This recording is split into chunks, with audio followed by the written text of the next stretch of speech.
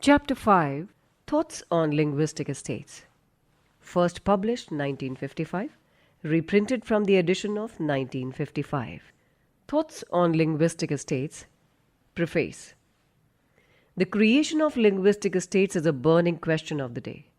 I regret that owing to my illness, I was not able to take part in the debate that took place in Parliament, much less in the campaign that is carried on in the country by partisans in favor of their views. The question is too important for me to sleep over in silence. Many have accused me for remaining quiet, not knowing what the cause was. I have therefore taken the other alternative, that is, to set out my views in writing. Readers may find certain inconsistencies in my views as expressed in this brochure and as expressed formally in certain public statements. Such changes in my view are, I'm sure, very few. The former statements were made on the basis of fragmentary data. The whole picture was then not present to the mind. For the first time, it met my eye when the report of the SRC came out. This is sufficient justification for any change in my views which a critic may find. To a critic, who is a hostile and malicious person, and who wants to make capital out of my inconsistencies, my reply is straight. Emerson has said that consistency is the virtue of an ass, and I don't wish to make an ass of myself. No thinking human being can be tied down to a view once expressed in the name of consistency. More important than consistency is responsibility. A responsible person must learn to unlearn what he has learned. A responsible person must have the courage to rethink and change his thoughts. Of course, there must be good and sufficient reasons for unlearning what he has learned and for recasting his thoughts. There can be no finality in thinking. The formation of linguistic estates, although essential, cannot be decided by any sort of hooliganism. Nor must it be solved in a manner that will serve party interest. It must be solved by cold-blooded reasoning. This is what I have done, and this is what I appeal to my readers to do. B.R. Ambedkar, 23rd December 1955, Milind Mahavidyalaya, Nagsen Vana, College Road, Aurangabad. Part 1. The Work of the Commission. Chapter 1. Linguism and Nothing Else. The present Constitution of India recognizes these states which are enumerated in the schedule. Part A states, Number 1 Andhra, Number 2 Assam, Number 3 Bihar, Number 4 Bombay, Number 5 Madhya Pradesh, Number 6 Madras, Number 7 Orissa, Number 8 Punjab, Number 9 Uttar Pradesh. Part B states, Number 1 Hyderabad, Number 2 Jammu and Kashmir, Number 3 Madhya Bharat, Number 4 Mysore, Number 5 Patiala, Number 6 Rajasthan, Number 7 Saurashtra, Number 8 Travancore Cochin. Part C states, Number 1 Ajmer, Number 2 Bhopal, Number 3 Kurg, Number 4 Delhi, Number 5 Himachal Pradesh, Number 6 Kutch, Number 7 Manipur, Number 8 Tripura, Number 9 Vindhya Pradesh. Article 3 of the Constitution gives power to Parliament to create new states. This was done because there was no time to reorganize the states on linguistic basis, for which there was a great demand. In pursuance of this incessant demand, the Prime Minister appointed the States Reorganization Commission to examine the question. In its report, the States Reorganization Commission has recommended the creation of these states. Proposed new states. There are 4 columns: name of the state, area in square miles, population in crores, and language. Name of the state, Number 1 Madras, area in square miles 50,170, population in crores 3.00, language Tamil. Number 2 Kerala, area in square miles 14,980, population in crores 1.36, language Malayalam. Number 3 Karnataka, area in square miles 72,730, population in crores 1.90, language Kannarese. Number 4 Hyderabad, area in square miles 45,300, population in crores 1.13, language Telugu. Number 5 Andhra, Area in square miles 64,950. Population in crores 2.09. Language Telugu. Number 6, Bombay. Area in square miles 1,51,360.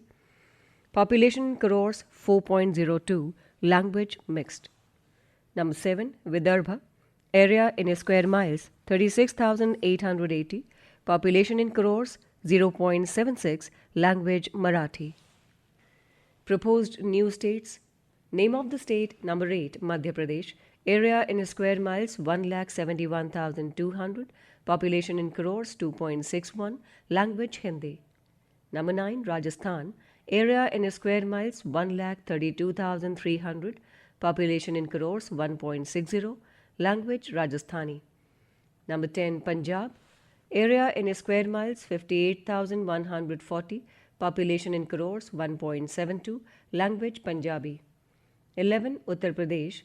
Area in square miles 1,13,410. Population in crores 6.32. Language Hindi. 12, Bihar. Area in square miles 66,520. Population in crores 3.82. Language Hindi. 13, West Bengal. Area in square miles 34,590. Population in crores 2.65. Language Bengali. 14, Assam. Area in square miles 89,040. Population in crores 0.97. Language Assamese. 15, Orissa. Area in square miles 60,140. Population in crores 1.46. Language Oriya. 16, Jammu and Kashmir. Area in square miles 92,780. Population in crores 0.14. Language Kashmiri. The important thing is to compare the size of the states. Taking population as the measuring unit, the result may be presented as follows.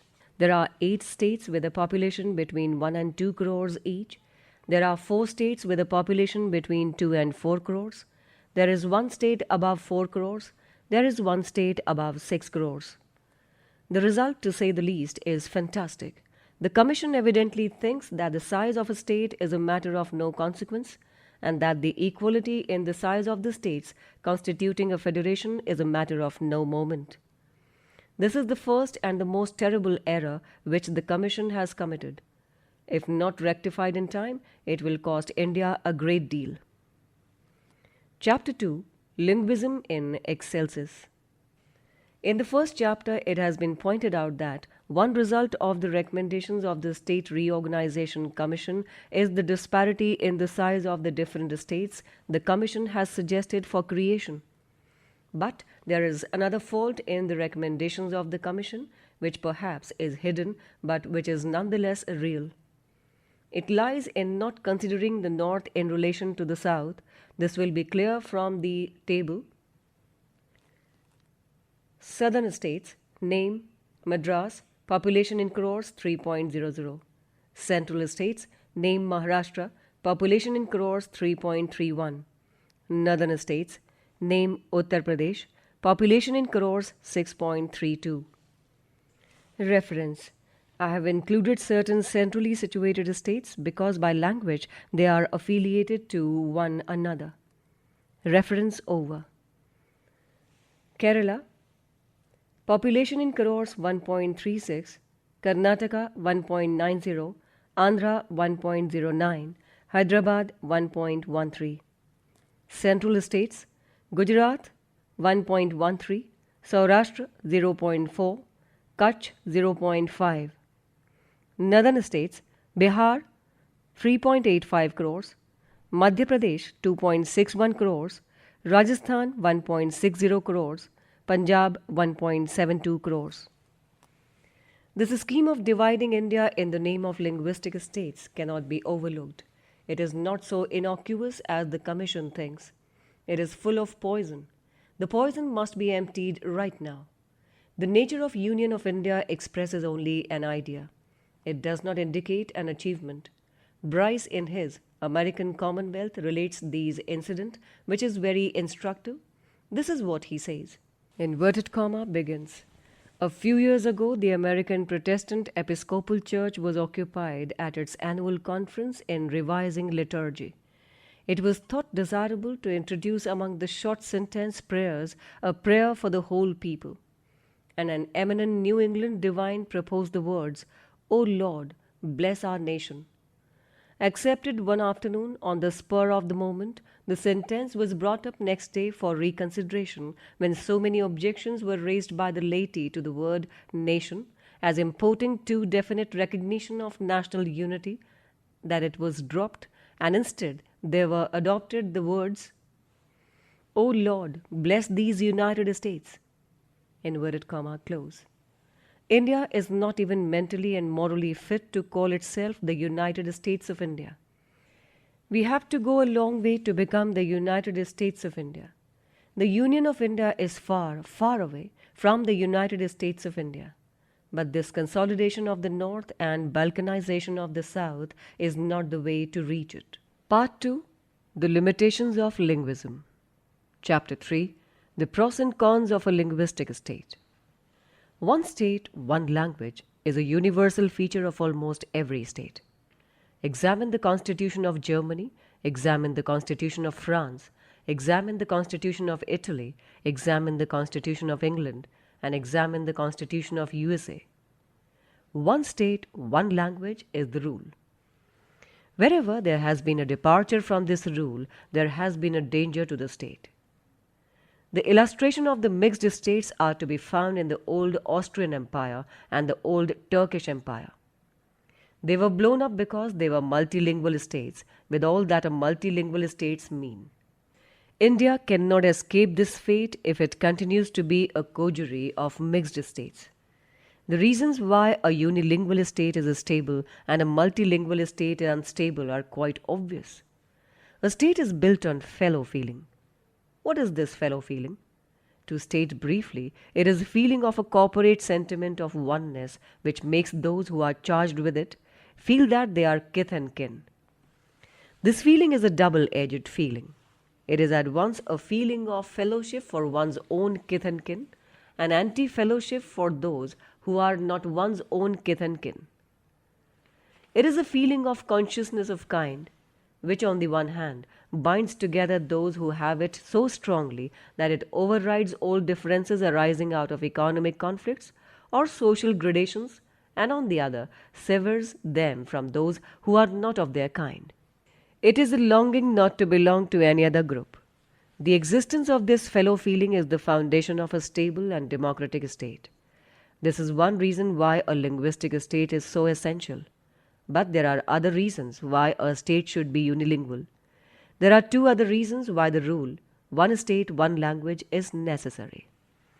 One reason is that democracy cannot work without friction unless there is fellow feeling among those who constitute the state. Faction fights for leadership and discrimination in administration are factors ever present in a mixed state and are incompatible with democracy. The present state of Bombay is the best illustration of the failure of democracy in a mixed state. I am amazed at the suggestion made by the States Reorganization Commission that the present Bombay state should be continued as it is to enable us to gain experience of how a mixed state flourishes. With Bombay as a mixed state for the last 20 years, with the intense enmity between the Maharashtrians and Gujaratis, only a thoughtless or an absent-minded person could put forth such a senseless proposal. The former state of Madras is another illustration of the failure of democracy in a mixed state.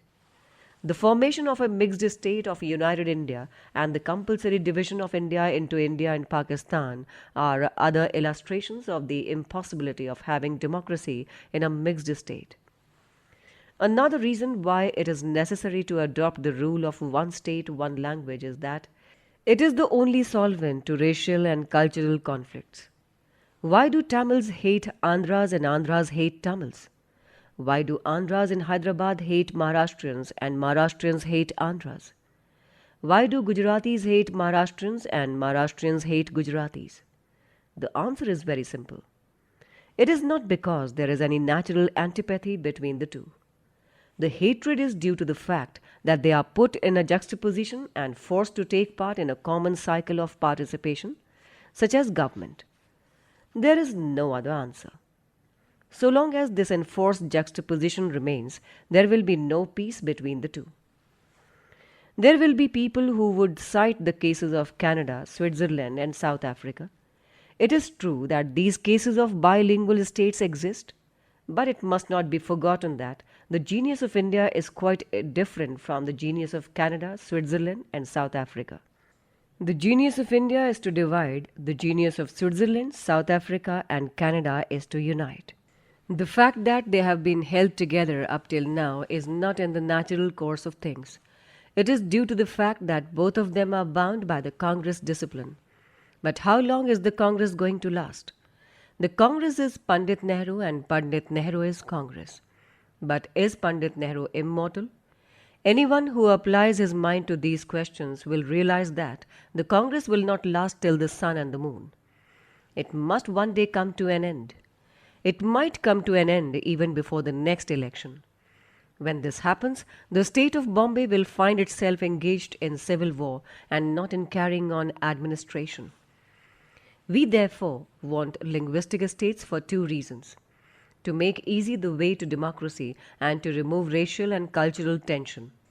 In seeking to create linguistic states, India is treading the right road. It is the road which all states have followed. In the case of other linguistic states, they have been so from the very beginning. In the case of India, she has to put herself in the reverse gear to reach the goal. But the road she proposes to travel is a well-tried road. It is a road which is followed by other states. Having stated the advantages of a linguistic state, I must also set out the dangers of a linguistic state. A linguistic state with its regional language as its official language may easily develop into an independent nationality. The road between an independent nationality and an independent state is very narrow. If this happens, India will cease to be the modern India we have and will become the medieval India consisting of a variety of states indulging in rivalry and warfare. This danger is of course inherent in the creation of linguistic states. There is equal danger in not having linguistic states. The former danger is a wise and firm statesman can avert. But the dangers of a mixed state are greater and beyond the control of a statesman, however eminent. How can this danger be met? The only way I can think of meeting the danger is to provide in the Constitution that the regional language shall not be the official language of the state. The official language of the state shall be Hindi, and until India becomes fit for this purpose, English. Will Indians accept this? If they do not, linguistic states may easily become a peril. One language can unite people. Two languages are sure to divide people. This is an inexorable law. Culture is conserved by language. Since Indians wish to unite and develop a common culture, it is the bounden duty of all Indians to own up Hindi as their language. Any Indian who does not accept this proposal as part and parcel of a linguistic state has no right to be an Indian. He may be 100% Maharashtrian, 100% Tamil, or 100% Gujarati, but he cannot be an Indian in the real sense of the word except in a geographical sense. If my suggestion is not accepted, India will then cease to be India. It will be a collection of different nationalities engaged in rivalries and wars against one another. God seems to have laid a heavy curse on India and Indians, saying, "Here, Indians shall always remain divided, and here shall always be slaves." I was glad that India was separated from Pakistan. I was the philosopher, so to say, of Pakistan. I advocated partition because I felt that it was only by partition that Hindus would not only be independent but free.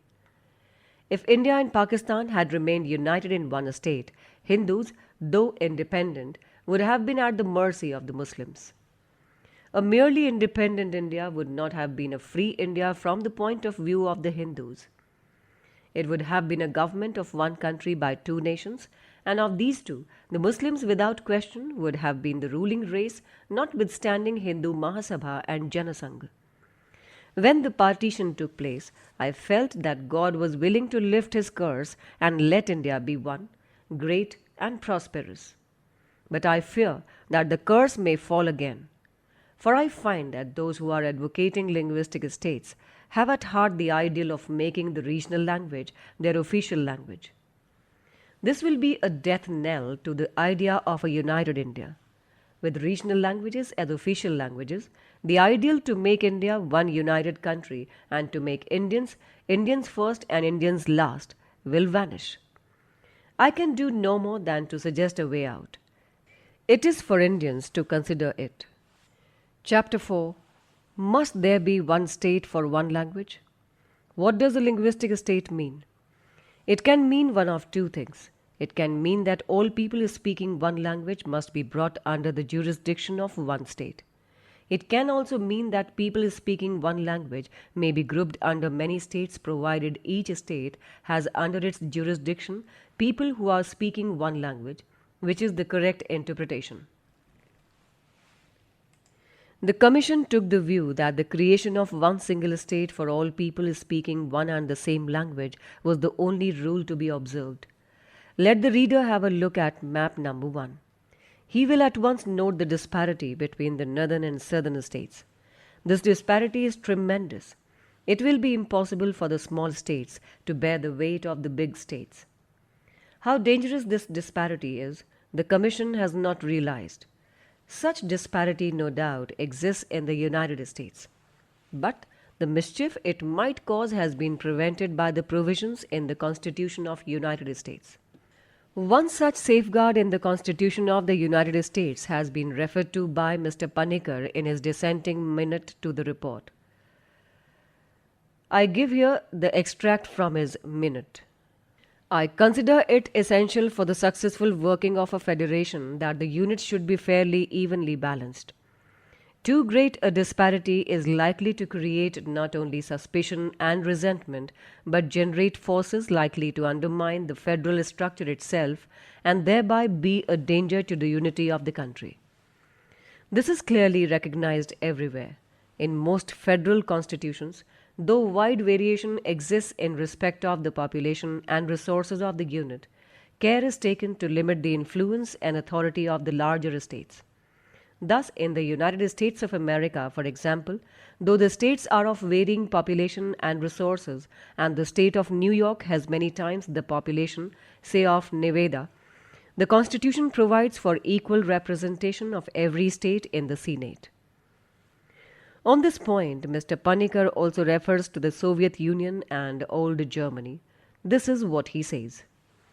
In the Soviet Union also, in which Great Russia has a larger population than most other units of the Federation taken together, representation in the House of Nationalities is weighed against her so that the other units of the Federation may not be dominated by the larger unit. In the Bismarckian Reich again, though Prussia had a dominant position from the point of view of population, she was given less representation in the Reichsrat or the house representing the states than she was entitled to, that is, less than one-third, and the permanent presidency of that body was vested in Bavaria, clearly demonstrating that even here, where there was concentration of political, military and economic power in one state, it was considered necessary in the interest of the Union to give weightage to the smaller units and also to reduce Prussia to the position of minority in the Reichsrat, States Council, which enjoyed greater powers than the Reichstag or the House of the People.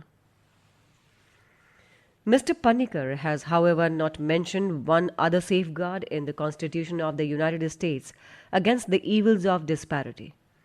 In our Constitution, the two houses are not co-equal in authority, but the position in the Constitution of the United States is quite different. In the USA, the two houses are co-equal in authority. Even for money bills, the consent of the Senate is necessary. This is not so in India.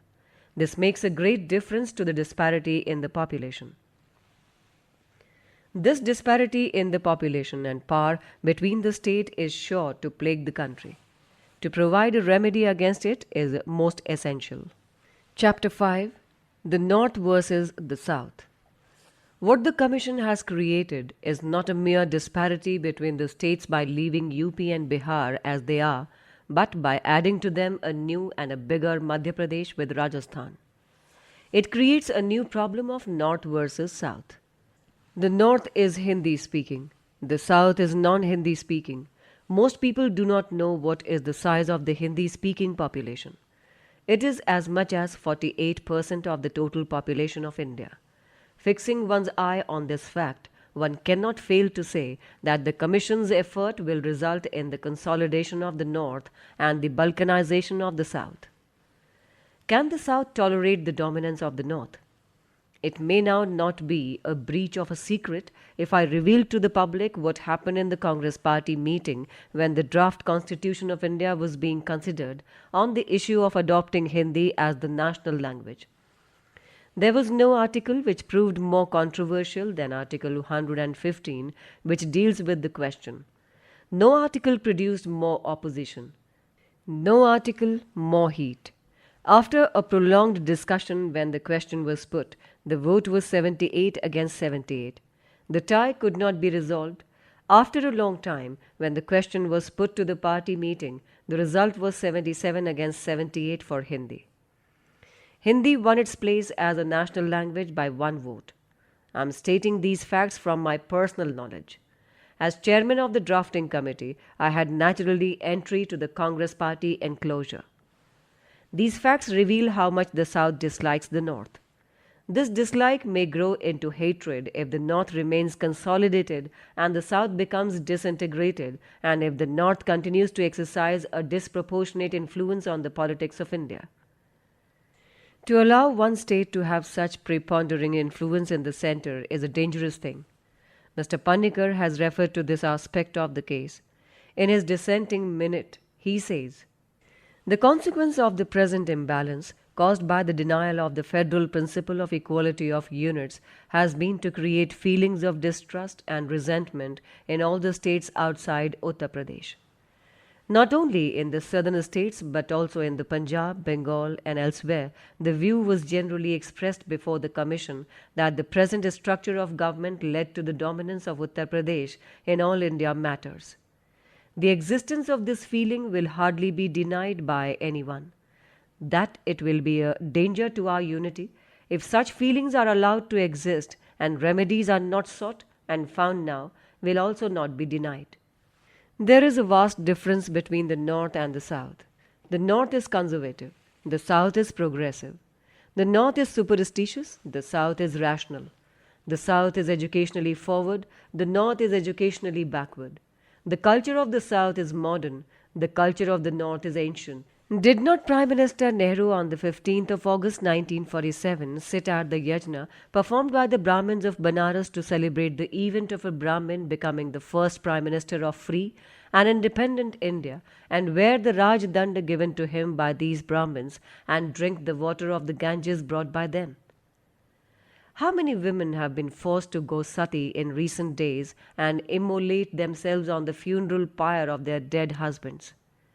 Did not the President recently go to Benares and worship the Brahmins, washed their toes and drank the water? The North still has its satis, its Nanga sadhus. What havoc the Nanga sadhus made at the last Hardwar fair? Did anyone in UP protest against it? How can the rule of the North be tolerated by the South? Already there are signs of the South wanting to break away from the North. Mr. Raj Gopalachari has made a statement on the recommendations of the States Reorganization Commission, which has appeared in the Times of India of the 27th November 1955. This is what he says. If it is impossible to put the states' reorganization schemes in cold storage for the next 15 years, the only alternative is for the centre to govern India as a unitary state and deal with district officers and district boards directly with regional commissioners' supervision. It would be utterly wrong to fritter away national energy in dispute over boundaries and divisions conceived in the drawing room and not on the background of conditions that have resulted historically. Apart from the general convictions of mine, I feel that a large southern state is absolutely essential for preserving the political significance of that part of the country.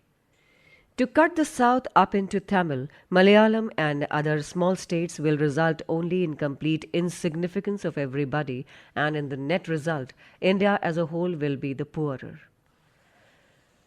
Mr. Rajgopalachari has not expressed himself fully.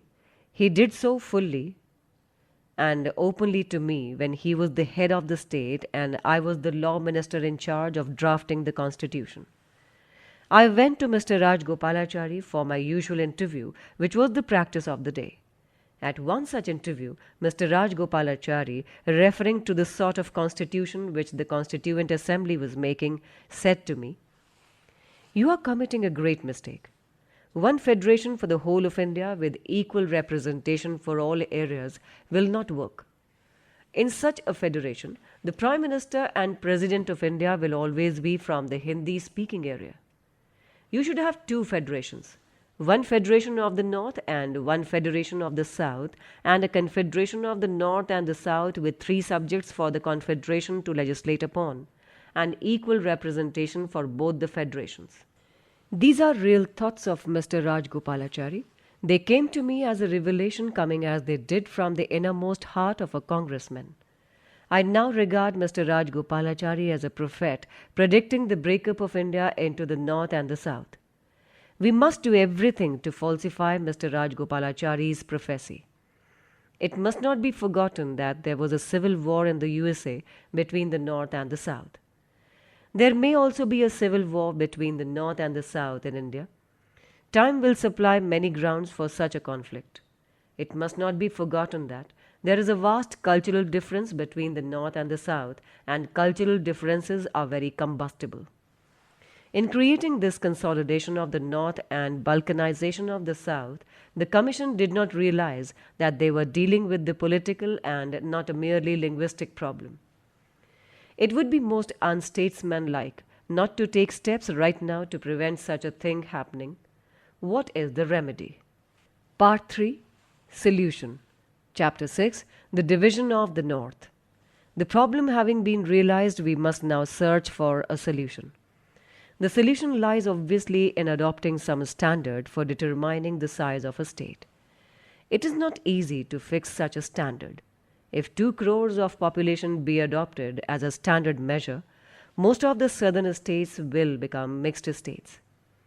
The enlargement of the southern states to meet the menace of the northern states is therefore impossible. The only remedy is to break up the northern states of UP, Bihar, and Madhya Pradesh. How did this solution not strike the Congress Working Committee? I am unable to understand. It is so obvious. Division of the northern states. As I have said, the Commission in designing linguistic states has created a consolidation of the North and balkanization of the South. The Commission has not, I am sure, done this intentionally, but intentionally or unintentionally, the fact is there. Its evil consequences are also clear. It is therefore necessary that this situation must be rectified. The only way to do this is to divide the 3 states of number 1 Uttar Pradesh, number 2 Bihar, and number 3 Madhya Pradesh into smaller units. In this behalf, I make bold to offer certain tentative proposals. This division does not conflict with the underlying principles of a linguistic state, for if these states are divided in the way suggested, each resulting state will be a linguistic state. I am happy to find Mr. Pant saying in the recent debate in Parliament on the subject that he has no objection to the cutting up of the UP. What he said for UP may well be taken as applicable to Bihar and Madhya Pradesh. Division of Uttar Pradesh. My proposal with regard to the Uttar Pradesh is to divide it into 3 states. Kindly refer map number 2. Each of these 3 states should have a population of approximately 2 crores, which should be regarded as the standard size of population for a state to administer effectively. Where the boundary lines of these 3 states should be drawn, I have shown in the accompanying map number 2. The 3 states of the Uttar Pradesh could have as their capitals number 1 Meerut, number 2 Kanpur, and number 3 Allahabad. They are situated quite in the center of each of these three states. Division of Bihar. My proposal with regard to Bihar is to divide it into two states. Kindly refer map number 3. Each of these two states will have a population of little over 1.5 crores. It is not a small population of one government to administer. Where the boundary line should be drawn, I have shown in the accompanying map number 3. The two states of Bihar could have as their capitals number 1 Patna and 2 Ranchi. They are situated quite in the center of the two states. Division of Madhya Pradesh. Madhya Pradesh stands before us in two forms, the old Madhya Pradesh and the new Madhya Pradesh. The old Madhya Pradesh consisted of number 1, the province at one time known as CP and Berar, and number 2, some Indian states out of the states known as the Eastern states. This old state of Madhya Pradesh had a population of 2.5 crores. It consisted of 22 districts. Its legislature had 223 members. The new Madhya Pradesh, as planned by the Commission, will consist of number 1, the 14 districts of the old Madhya Pradesh, number 2, the whole of Bhopal, number 3, the whole of Vindhya Pradesh, number 4, Madhya Bharat except Sunil enclave of Mandsaur district, and 5, the Sironj subdivision of Kota district of Rajasthan. The total population of this new Madhya Pradesh will be 26.1 million and its area will be about 171.200 square miles. I suggest that it should be divided into two states. Number 1, Northern Madhya Pradesh. Number 2, Southern Madhya Pradesh. For this, refer map 4. The state of New Madhya Pradesh should consist of these areas. Number 1, the whole of Vindhya Pradesh. 2, the whole state of Bhopal. The state of Southern Madhya Pradesh should consist of number 1, the whole state of Indore, and 2, the 14 districts of Mahakosal. The population of this Indore state will be about 2 crores and the population of this Vindhya Pradesh will be about 1.30 crores. Refer map number 4. Why the Commission created this monster state, it is no way to know. Even Prime Minister Nehru was surprised at its creation. All that one can think of is that the Commission has been under the impression that one language, one state is a categorical imperative from which there is no escape. As I have shown, one language, one state can never be categorical imperative. In fact, one state, one language should be the rule. And therefore, people forming one language can divide themselves into many states. Chapter 7. The Problems of Maharashtra. Number 1. The proposals to deal with Maharashtra. Maharashtra is another area which is a subject of controversy. There are 4 proposals in the field. Number 1. To retain the Bombay state as it is, that is, to retain it as a mixed state consisting of Maharashtra, Gujarat and Bombay. Number 2. To disrupt the existing state and to separate Maharashtra and Gujarat and make them into 2 separate states. Number 3. To make united Maharashtra with Bombay as one state. Number 4. To separate Bombay from Maharashtra and make it a separate city-state. I would like to state what my proposals are. They are as: Bombay as a mixed state should be done away with. I would divide Maharashtra into 4 states. For this, refer map number 5. Number 1, Maharashtra city-state, that is Bombay. Number 2, Western Maharashtra. Number 3, Central Maharashtra, and number 4, Eastern Maharashtra. Maharashtra city-state. The city of Bombay plus such area of Maharashtra as would enable it to be a good and a strong city-state. Western Maharashtra. Number 1, Thana. 2, Kolaba. 3, Ratnagiri. 4, Pune. 5, North Satara. 6, South Satara. 7, Kolhapur. And 8, the Marathi-speaking territories given over to Karnataka. Central Maharashtra. Number 1, Dang. Number 2, East Khandesh. 3, West Khandesh. 4, Nasik. 5, Ahmednagar. 6, Aurangabad. 7, Nanded. 8, Parbhani. 9, Beed. 10, Usmanabad. 11, Sholapur city and the Marathi-speaking area of Sholapur district. And 12, the Marathi-speaking territories given over to Telangana. Eastern Maharashtra. Number 1, Buldhana. 2, Yotmal. 3. Akola, 4. Amravati, 5. Wardha, 6. Chanda, 7. Nagpur, 8. Bandara, and 9. The Marathi-speaking territories given to Hindi states. I will next proceed to examine the merits of these proposals. Second, Maharashtrians under the mixed state. Should Bombay remain a mixed state? It is a most unusual procedure. The city of Calcutta is not a separate city-state. Madras is not a separate city-state. Why Bombay alone be made the exception? Secondly, it is already a mixed state. What is the experience of the Maharashtrians under this mixed state? The Maharashtrians have suffered terribly under this mixed state. What is the position of the Maharashtrians in the Bombay cabinet? Let us consider the distribution of ministership. Gujarati ministers 4, Marathi ministers 4, Kannada ministers 1, total 9. Gujarati members in the assembly are only 106. Marathi members are 149, and yet the number of Gujarati ministers is equal to that of Maharashtrian ministers. Let us come to deputy ministers. Marathi speaking 5, Gujarati speaking 2, Kannada speaking 2, total 9. Only among deputy ministers do the Maharashtrians have a majority of 1. But how the power and subjects are distributed among the ministers and deputy ministers is the most important matter. It shows what power and authority the Maharashtrian ministers possess in this mixed cabinet of the Bombay state. Allocation of subjects among ministers. Gujarati ministers, number 1, Morarji Desai, 105 subjects. Number 2, Dinkar Rao Desai, 26 subjects. Number 3, Jeevraj Mehta, 43 subjects. Number 4, Shantilal Shah, 28 subjects. Now total subjects are 202. Maharashtrian ministers, Hire, 49 subjects. Nimbalkar, 20 subjects. Tapase, 15 subjects.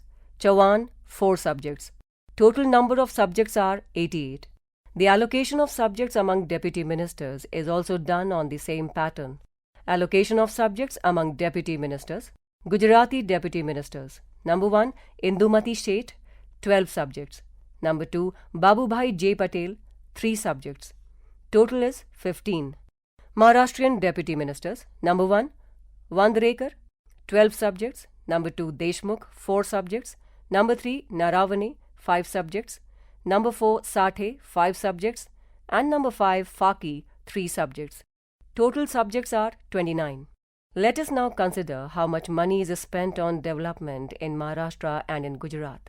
The figures will give an idea of the per capita expenditure for the 3 years on Maharashtra and Gujarat.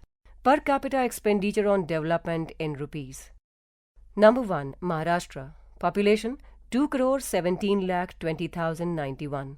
Years 1950-51 1.7, 1951-52 2.3, 1952-53 1.8. Number 2, Gujarat. Population 1,18,96,789.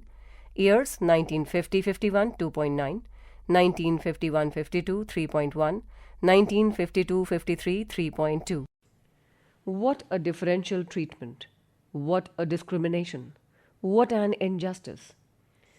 Can anybody blame the Maharashtrians if they felt disgusted with the mixed state of Bombay?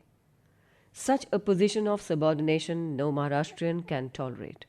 The idea of a mixed state must be blown off once and for all. Third, the position of the city of Bombay. The Bombay city is an area which is a subject matter of controversy. The controversy has become very acute. Maharashtrians want the city to be part of Maharashtra. Gujaratis want the city to be a separate state.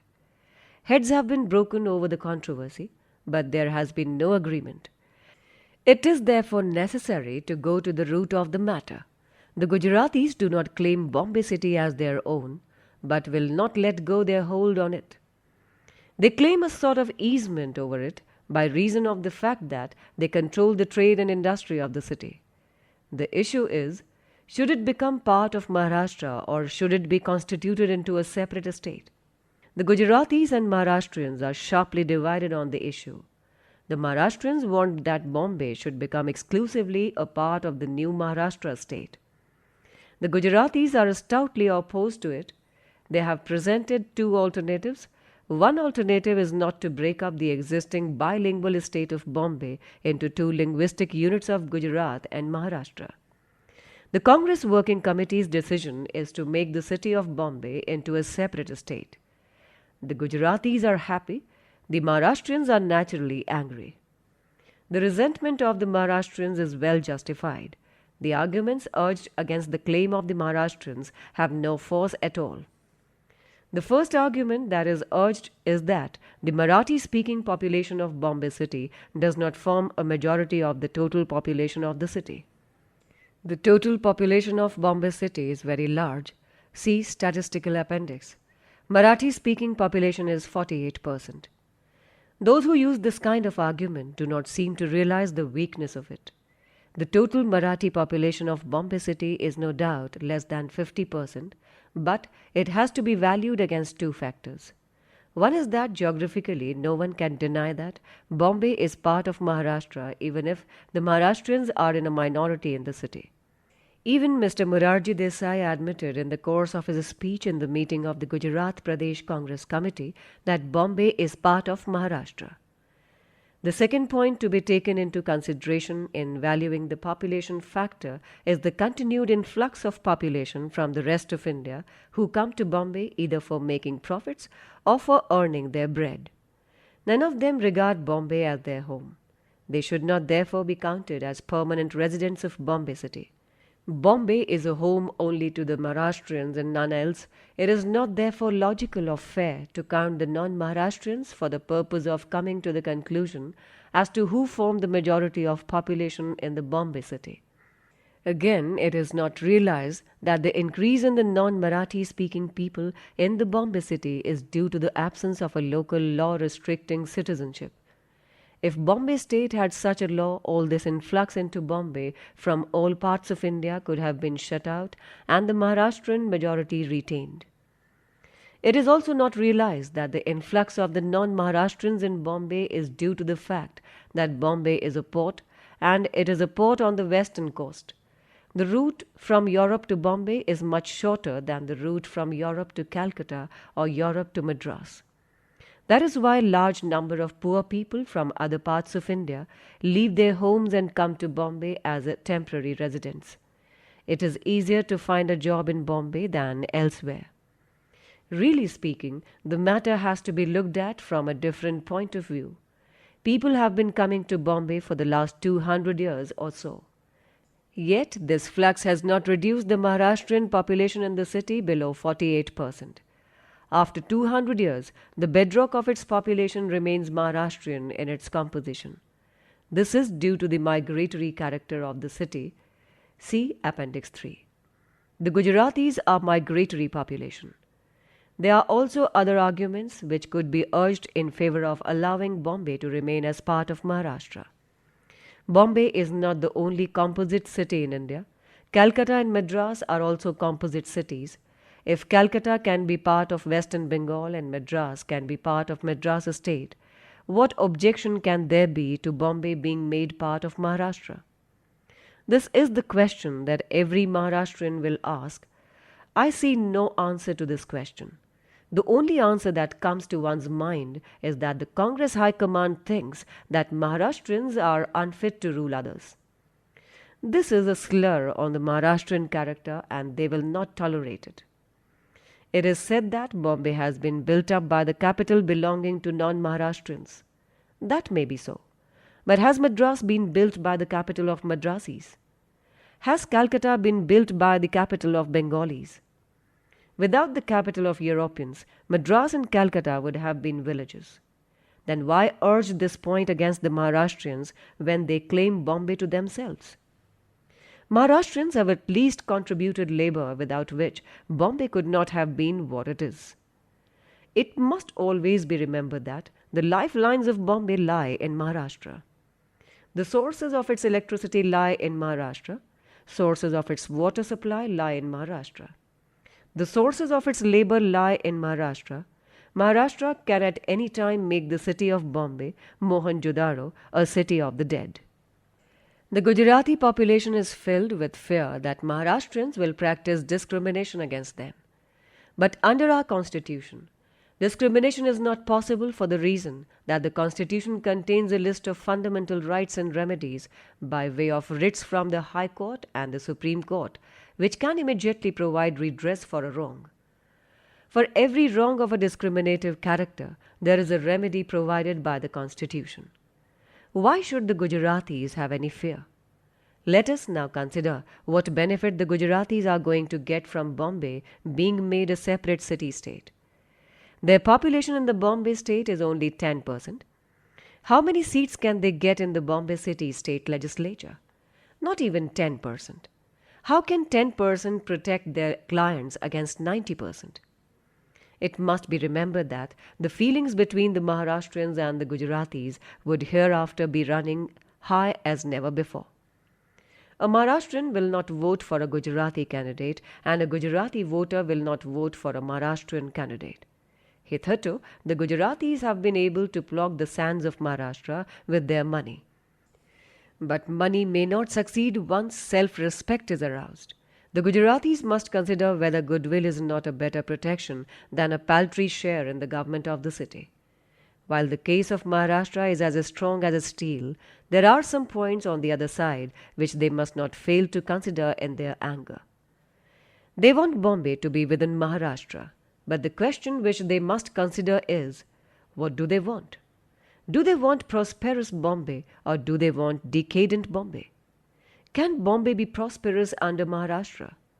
This, in other words, means, can Maharashtra provide the capital necessary for the growing trade and industry of the city? No Maharashtrian can answer this question in the affirmative. The Maharashtrian may be able to supply the need for capital after a course of years, but certainly not now. The second point is, what would be the effect on the standard of living of Maharashtrians living in Bombay if the city's prosperity declines either by flight of capital or removal of business houses?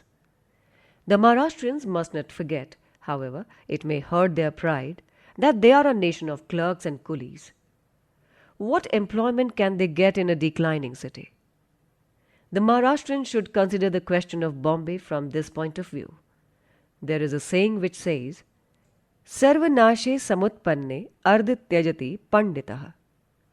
There is also another reason why Bombay city should be made a separate estate. The minorities and the scheduled caste who are living in the villages are constantly subjected to tyranny, oppression, and even murders of the members of the majority communities. The minorities need an asylum, a place of refuge where they can be free from the tyranny of the majority. If there was a united Maharashtra with Bombay included in it, where they can go to for safety. The same tyranny was practiced over the Brahmins, Marwadis and Gujaratis living in the villages when Godse killed Mr. Gandhi. All the Brahmins, Marwadis and Gujaratis who were once living in villages run away and are now living in towns and forgetting their experiences are shouting for united Maharashtra after having reached a safe harbour. It seems to me that Maharashtrians will do well to accept the decision of the Congress High Command for the time being. The Maharashtrians need have no fear of losing Bombay.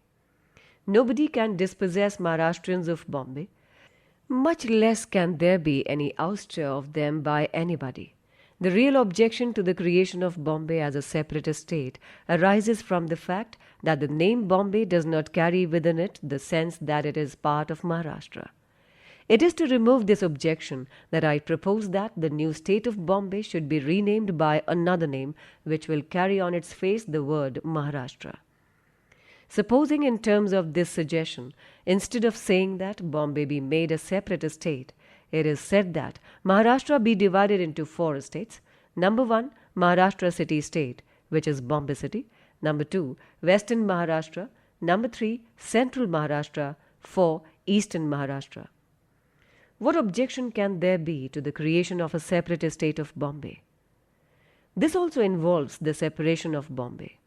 With this change in the name of the city, I would like to know which Maharashtrians can raise objection to the creation of Bombay as a separate city-state on the ground that this scheme separates Bombay from Maharashtra. To say that Bombay be made a separate state is merely stating that Maharashtra be divided into 4 states. If there is no objection to Maharashtra being divided into 2 or 3 states, what objection can there be to Maharashtra being divided into 4? I can see none. For the sake of similarity in language, I propose that Calcutta be called Bengal City State and Madras be called Tamil City State. This is one proposal which I make to ease the tension between Maharashtrians and Gujaratis. The Maharashtra city state will be a surplus state. Those who are wanting united Maharashtra with Bombay are hoping to get the benefit of this surplus for Maharashtra. The surplus revenue of the city state arises because of number 1, the property tax, and number 2, the electricity tax. Can the revenue from these 2 sources be appropriated by Maharashtra if Bombay becomes a separate city state? Nothing can be done to take away the yield of the property tax from the Bombay city state property tax. It is a local tax on locally situated property. The state within which the property is situated is entitled to the yield of the tax. With regard to the electricity tax, the situation is different. When Gujarat and Maharashtra are separated, and they must be, Gujarat will claim the revenue derived from electricity produced and consumed within Gujarat. Maharashtra will claim the revenue derived from electricity produced and consumed within Maharashtra. Bombay City as a state will do the same. Can Bombay be allowed to do so and appropriate the revenue to itself? Is it just? Bombay City does not produce electricity. It is produced outside Bombay City in Maharashtra. Therefore, the new Bombay City state has no right to appropriate to itself the whole revenue derived from electricity. The proper thing to do is to apply the principle of the segregation of the sources and division of the yield well known to all the students of state finance. To put it in concrete shape, let the centre take over the taxation of electricity and divide the yield among the 4 states of Maharashtra. Number 1, Bombay, 2, Western Maharashtra, 3, Central Maharashtra, and 4, Eastern Maharashtra, according to their needs. It will also ease the financial strain that the 3 Maharashtras are likely to suffer on account of the separation of Bombay. Number 4, united or divided. I've said that Bombay be given a new area and made into a separate city-state.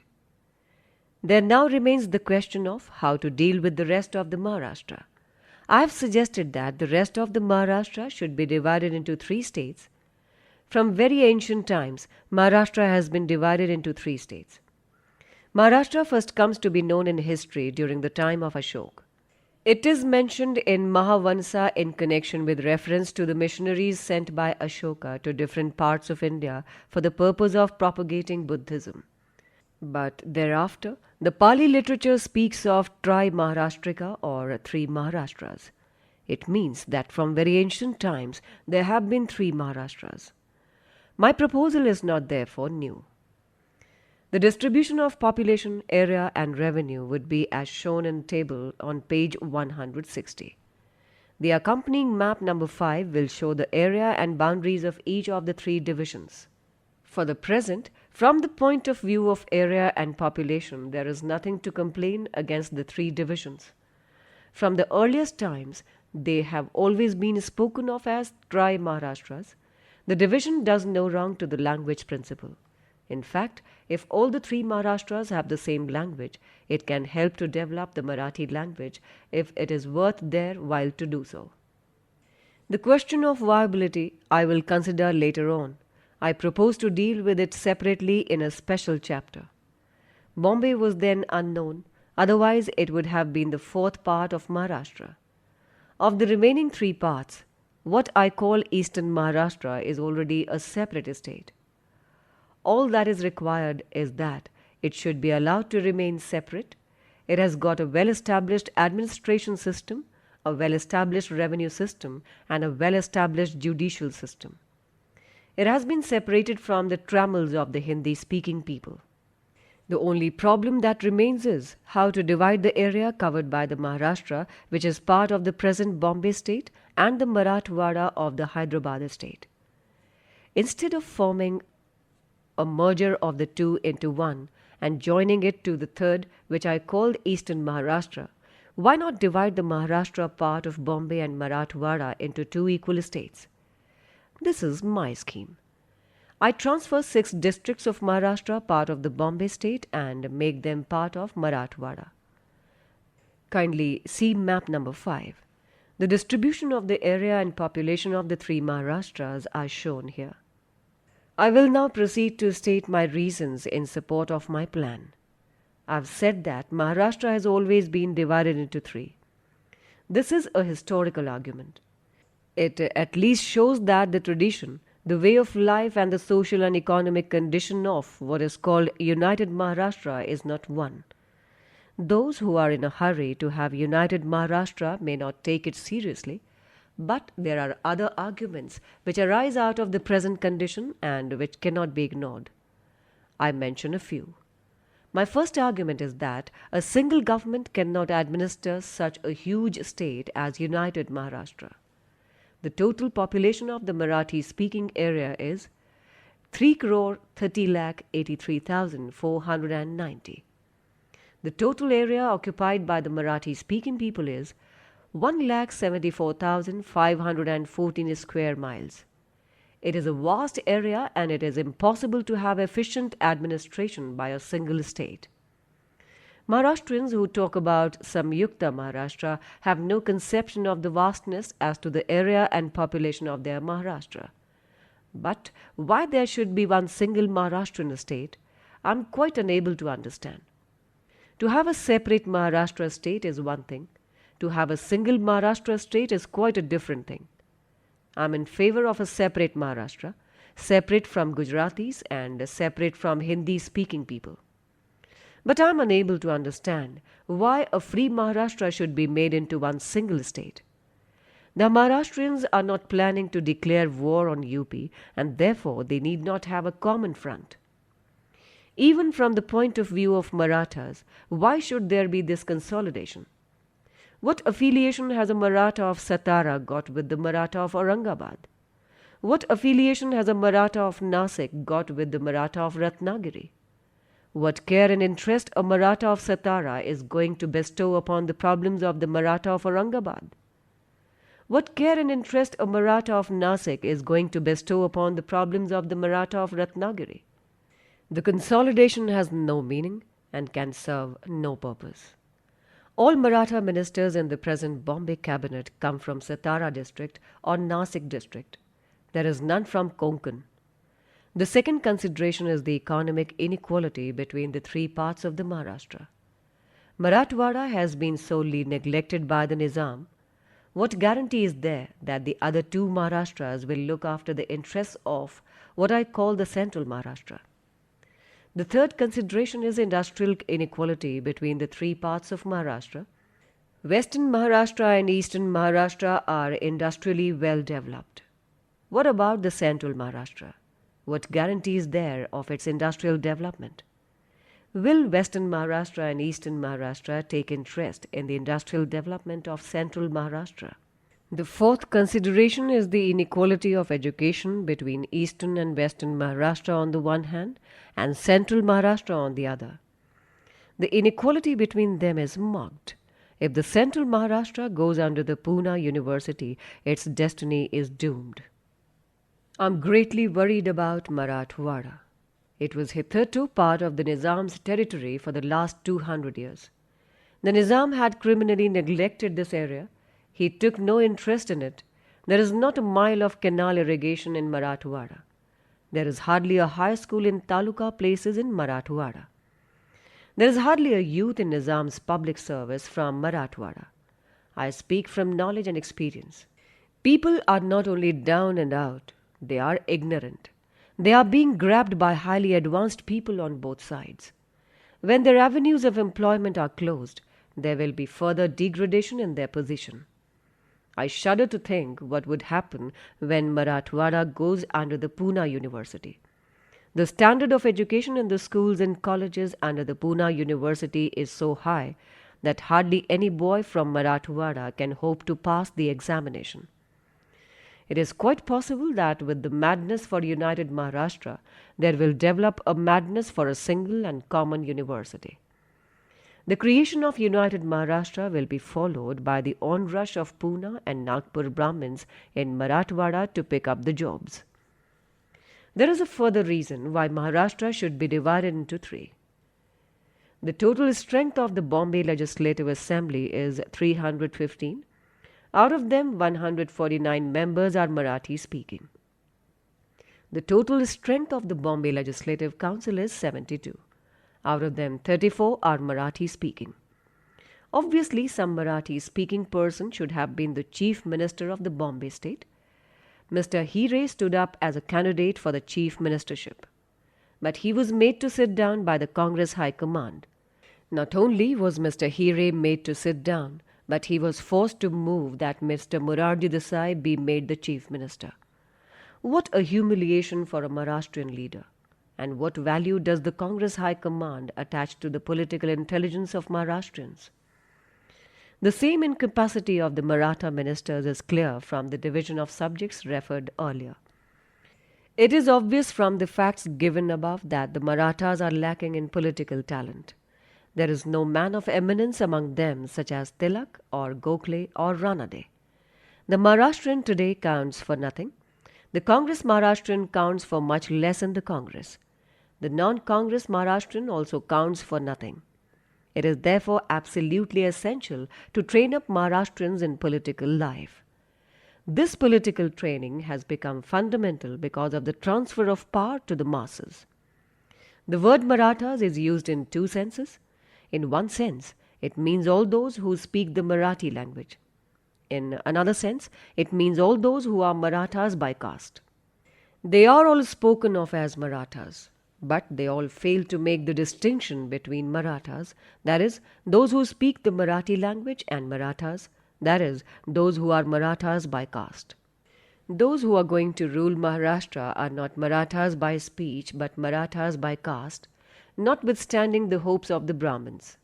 Now it cannot be denied that Marathas are politically the most backward community. It is fundamental that they should receive political training.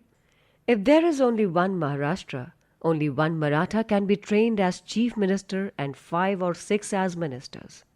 On the other hand, if there are 3 Maharashtra states, 3 Marathas can find training as chief ministers and 30 Marathas can get training as ministers. We can do real service to ourselves by helping to educate our masters. The only way of educating the Marathas is to give them more field for developing their abilities and exercising their abilities. Only the creation of 3 Maharashtras can do this. There is a story which is very appropriate to the occasion.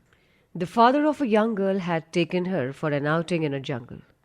She found that under big trees there stood small shrubs. Finding this to be uniformly so, she asked her father why these small shrubs under the big trees do not grow. The father, not being a botanist, could not give an answer. So he said, "Oh, I do not know." He, however, felt that the question was very significant. He was a professor in a college. Next day he went to the college and put the question to his botanist colleague. The botanist replied, "Why, the answer is simple. The big trees use up all the sun's rays to themselves. The shrubs do not get any rays. That is why they do not grow." The Marathwada people must not forget the moral of this story.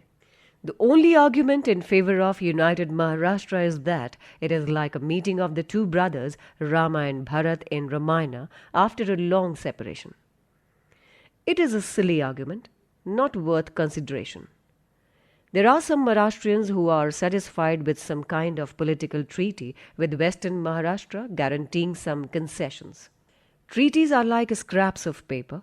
They cannot be enforced.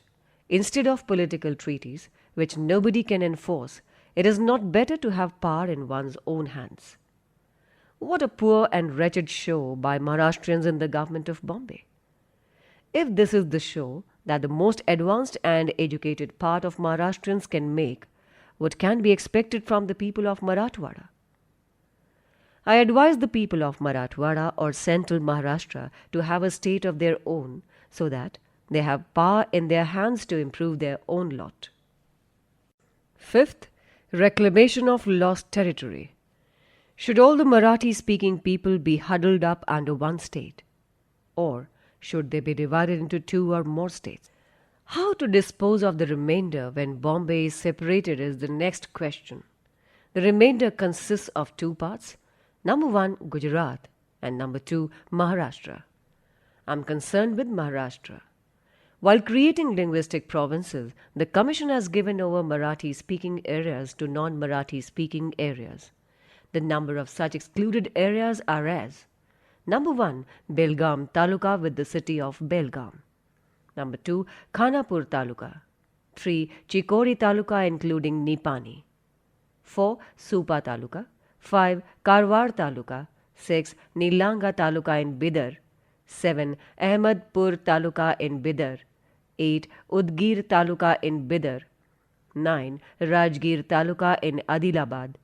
And 10, some portion from Vidarbha given to the neighbouring Hindi-speaking state. The Maharashtrians excluded from Maharashtra come to 13,89,648 in terms of population. The Commission, in retaining the mixed state of Bombay, had to secure two most important objects. One is not to allow Bombay to go into the hands of Maharashtrians. This the Commission did by creating a mixed state. The second thing they had to do was to secure equality between Maharashtrians and the Gujaratis.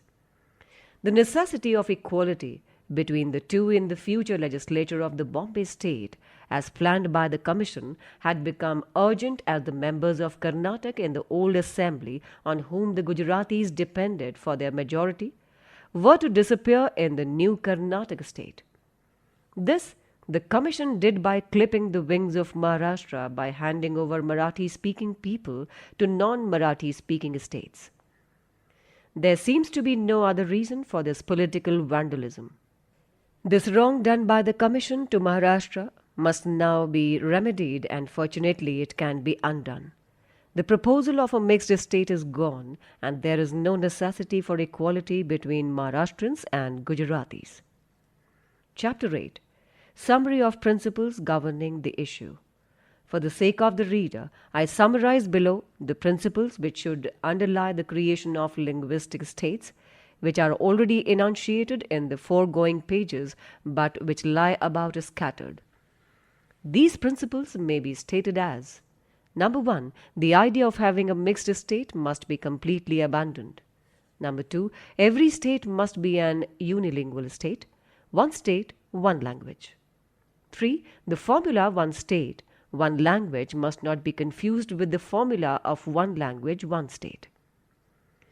Number 4, the formula one language, one state means that all people speaking one language should be brought under one government irrespective of area, population and dissimilarity of conditions among the people speaking the language. This is the idea that underlies the agitation for a united Maharashtra with Bombay. This is an absurd formula and has no precedent for it. It must be abandoned. A people speaking one language may be cut up into many states, as is done in other parts of the world.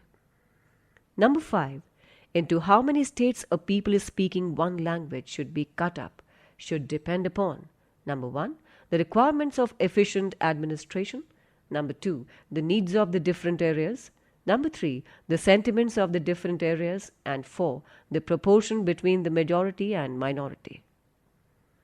Number 6, as the area of the state increases, the proportion of the minority to the majority decreases, and the position of the minority becomes precarious, and the opportunities for the majority to practice tyranny over the minority become greater. The states must therefore be small. 7, the minorities must be given protection to prevent the tyranny of the majority. To do this, the constitution must be amended and provisions must be made for a system on plural member constituencies, that is, 2 or 3, with cumulative voting. Part 4, the problems of linguistic states. Chapter 9, viability. Will the 3 Maharashtrian states be viable? Will their revenue be sufficient to meet their expenditure? Such a question is bound to be asked. It is not that such a question can be asked about Maharashtra alone. It can be asked about many other states in India. I give four statements relating to Part A states, Part B states, and the central government from Part 3 of the report of the Taxation Inquiry Committee, presided over by Dr. John Mathai. See tables 4, 5, 6, and 7. From these statements, the propositions stand out. Number 1, that up to a certain year in the life of the states, there was no deficit. They were all viable. It is only after Congress came into office that a state ceased to be viable. Number 2, that since the Congress came into office, the excise revenue has begun to dwindle. It has gone down to a vanishing point. Number 3, that income tax and sales tax have increased enormously. These are the causes which explain why states have ceased to be viable.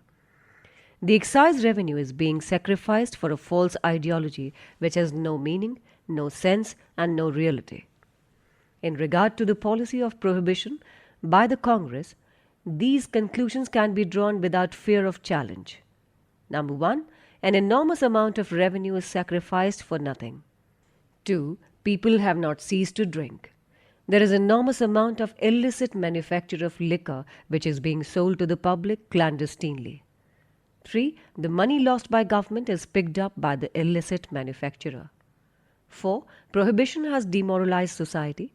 Formerly only male members of the family drank because they alone could go to the liquor shop. Now, illicit liquor manufacture has become a home industry. Liquor being now made at home, both men and women drink. Number 5, in addition to the loss of revenue on account of prohibition, government has to undertake increased expenditure on police to enforce prohibition, which, however, they never do. What good is this prohibition which does not prohibit? The Congress threatens to extend this prohibition to the whole of India. God bless the Congress. It is said that God first makes them mad whom he wishes to destroy. God is doing the same with the congressmen. It is enough for me to say that Congress cannot have both viability and prohibition. Coming to the land revenue, it could certainly be increased. But the Congress is afraid to touch the agriculturist for fear of losing votes. It is therefore raising money from the sales tax and the income tax, both of which fall so heavily on the urban classes, as is apparent from table number 6. It is therefore clear that viability is no problem. Only the Congress has to revise its taxation policy. Viability is a question of capacity to bear taxation and will to tax. There is enough capacity. What is wanted is will. The whole of the Indian taxation system requires to be changed. It is a question of altering the constitution. I cannot deal with it now. I must reserve it for another occasion. Chapter 10, Majorities and Minorities. Politics is nothing if not realistic. There is very little in it that is academic. It is therefore follows that before passing any judgment on any scheme of politics, it is essential that one must consider the ground plan. Someone may ask, what do I mean by ground plan? To me, the ground plan means the social structure of a community to which the political plan is sought to be applied. It needs no argument to show that the political structure rests on the social structure. Indeed, the social structure has a profound effect on the political structure. It may modify it in its working. It may nullify it, or it may even make a mockery of it. In the case of India, the social structure is built up on the caste system, the special product of Hindu civilization and culture. The caste system is so well known that one need not wait to explain its nature. One can straight proceed to show what effect it is likely to have on linguistic states. There are some peculiar features of the caste system which must, however, be noted. Number 1, castes are so distributed that in any given area, there is one caste which is major and there are others which are small and are subservient to the major caste owing to their comparative smallness and their economic dependence upon the major caste, which owns most of the land in the village. Number 2, the caste system is marked not merely by inequality but is affected by the system of graded inequality. All castes are not on a par. They are one above the other. There is a kind of ascending scale of hatred and a descending scale of contempt. Number 3, a caste has all the exclusiveness and pride which a nation has. It is therefore not improper to speak of collection of castes as a collection of major and minor nations. I am sorry, I cannot illustrate these points by reference to facts and figures.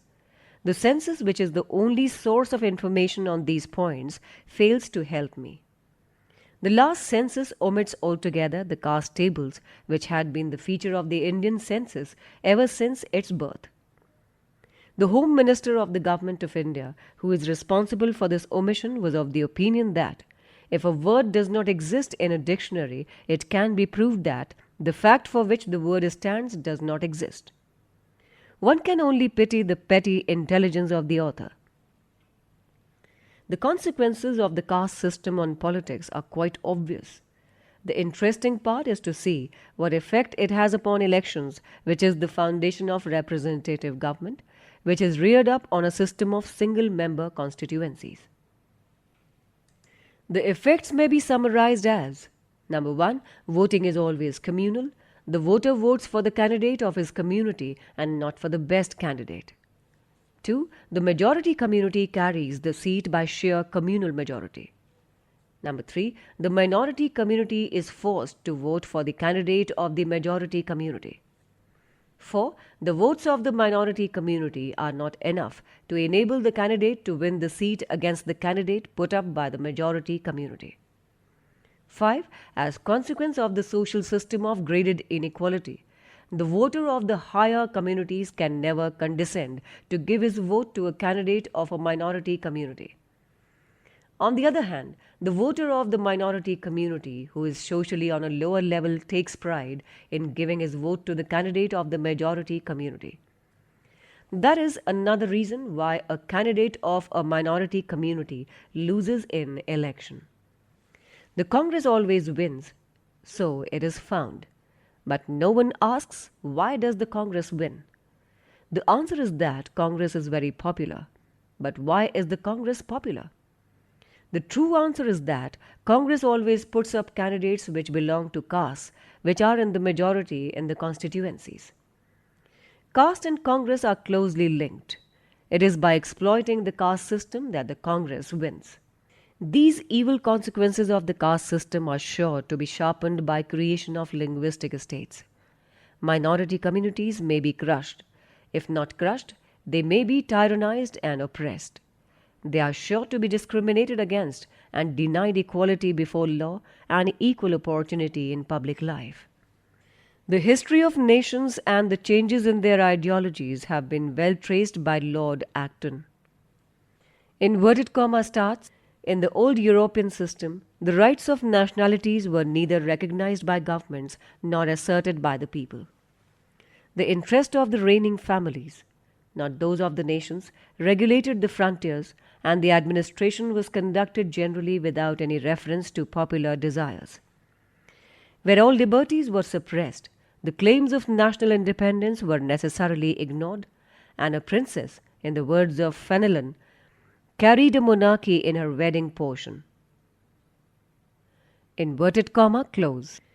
Nationalities were at first listless. When they became conscious, inverted comma starts, they first rose against their conquerors in defense of their legitimate rulers. They refused to be governed by usurpers. Next came a time when they revolted because of the wrongs inflicted upon them by their rulers. The insurrections were provoked by particular grievances, justified by definite complaints. Then came the French Revolution, which effected a complete change. It taught the people to regard their wishes and wants as the supreme criteria of their right to do what they like to do with themselves. It proclaimed the idea of the sovereignty of the people uncontrolled by the past and uncontrolled by the existing state. Inverted comma close. The caste is a nation, but the rule of one caste over another may not be admitted to be the same as the rule of one nation over another. But supposing the case is not carried so far, but is limited to majority and minority, even then the question remains. What right has the majority to rule the minority? The answer is that whatever the majority does, it is right. What complaint the minorities can have? People who rely upon majority rule forget the fact that majorities are of two sorts. Number one, communal majority, and number two, political majority. A political majority is changeable in its class composition. A political majority grows, a communal majority is born, the admission to a political majority is open, the door to a communal majority is closed, the politics of a political majority are free to all to make and unmake. The politics of a communal majority are made by its own members born in it. How can a communal majority run away with the title deeds given to a political majority to rule? To give such title deeds to a communal majority is to establish a hereditary government and make the way open to the tyranny of that majority. This tyranny of the communal majority is not an idle dream. It is an experience of many minorities. This experience to Maharashtrian Brahmins being very recent, it is unnecessary to dilate upon it. What is the remedy? No doubt some safeguards against this communal tyranny are essential. The question is, what can they be? The first safeguard is not to have too large a state. The consequences of too large a state on the minority living within it are not understood by many. The larger the state, the smaller the proportion of the minority to the majority. To give one illustration, if Mahavidarbha remained separate, the proportion of Hindus to Muslims would be 4:1. In the united Maharashtra, the proportion will be 14:1. The same would be the case of the untouchables. A small stone of a consolidated majority placed on the chest of the minority may be borne, but the weight of a huge mountain it cannot bear. It will crush the minorities. Therefore, creation of a smaller estates is a safeguard to the minorities. The second safeguard is some provision for representation in the legislature. The old type of remedy provided in the Constitution were, number one, certain number of reserved seats, and two, separate electorates. Both these safeguards have been given up in the new Constitution. The lambs are shorn of the wool. They are feeling the intensity of the cold. Some tempering of the wool is necessary. Separate electorates or reservation of seats must not be restored to.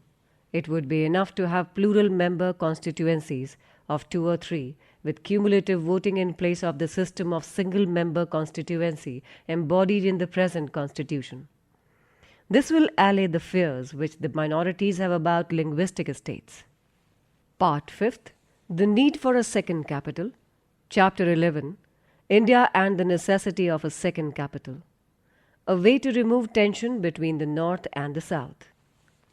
Can India afford to have one capital? That India has now one capital does not close the question. If the capital of India is not satisfactorily located, now is the time for considering the question. Since the departure of the British, India has only one capital, and that is Delhi. Before the British, India has always had two capitals. During the Mughal period, India had Delhi as one capital and Srinagar in Kashmir as another capital. When the British came, they too had two capitals. One was Calcutta and another was Shimla. Even when they left Calcutta for Delhi, they retained Shimla as their summer capital. The two capitals maintained by the Mughals and by the British were the results of climatic conditions. Neither the British nor the Mughals were able to live in Delhi or in Calcutta continuously for 12 months. The summer months in Delhi were unbearable to the Mughals. They made Srinagar their second capital for summer months. The summer months in Calcutta were equally unbearable to the British. They therefore established a second capital. To these climatic conditions must now be added 3 other conditions. There was no popular government when the Mughals ruled or when the British ruled. Now we have popular government, and the convenience of the people is an important factor. Delhi is most inconvenient to the people of the south. They suffer the most from cold as well as distance. Even the northern people suffer in the summer months. They do not complain because they are nearer home and they are nearer the seat of power. Second is the feeling of the southern people, and the third is the consideration of defense. The feeling of southern people is that the capital of their country is far away from them and that they are being ruled by the people of northern India. The third consideration is, of course, more important. It is that Delhi is a vulnerable place. It is within bombing distance of the neighboring countries. Although India is trying to live in peace with its neighbors, it cannot be assumed that India will not have to face war some time or other, and if war comes, the government of India will have to leave Delhi and find another place for its location.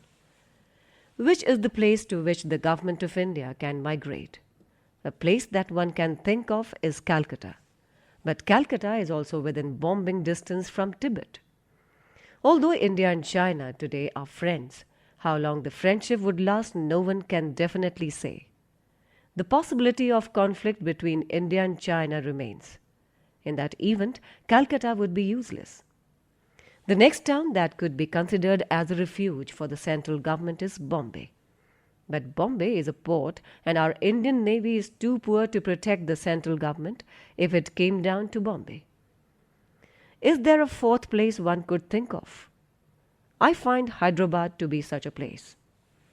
Hyderabad, Secunderabad, and Bolaram should be constituted into a chief commissioner's province and made a second capital of India. Hyderabad fulfills all the requirements of a capital for India. Hyderabad is equidistant to all states. Anyone who looks at the table of distance given here will realize it. From the defense point of view, it would give safety to the central government. It is equidistant from all parts of India. It would give satisfaction to the South Indian people that their government is sometimes with them.